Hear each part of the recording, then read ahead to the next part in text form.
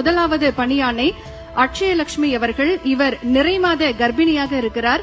மாண்புமிகு தமிழ்நாடு முதலமைச்சர் அவர்கள் மேடையிலிருந்து கீழே இறங்கி சென்று அட்சயலட்சுமி அவர்கள் இருக்கக்கூடிய இடத்திற்கே பணி நியமன ஆணையை வழங்கி சிறப்பிக்க இருக்கின்றார்கள். இவருக்கு இன்னும் 3 நாட்களில் பிரசவ தேதி அறிவிக்கப்பட்டிருக்கிறது. இவருக்கு 28ஆம் தேதி பிரசவ தேதி அறிவிக்கப்பட்டிருக்கிறது.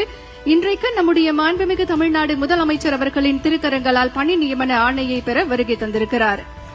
நாளை இந்த உலகிற்கு வருகை தரும் புத்தம் புது உயிரின் பாதுகாப்பிற்கும் நம் தமிழ்நாடு அரசு துணை நிற்கும் என்பதற்கு எடுத்துக்காட்டாக நம் மாண்புமிகு தமிழ்நாடு முதலமைச்சர் அவர்கள் அட்சயலட்சுமி அவர்களின் கனவுகளை நனவாக்கும் விதமாக பணி நியமன ஆணையை வழங்கி சிறப்பிக்கிறார்கள்.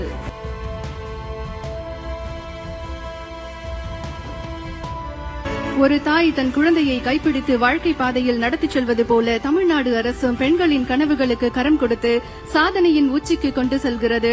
இதை ஒவ்வொரு நொடியும் நம் மாண்புமிகு தமிழ்நாடு முதலமைச்சர் அவர்கள் தன்னுடைய செயலால் நிரூபித்து வருகிறார்கள்.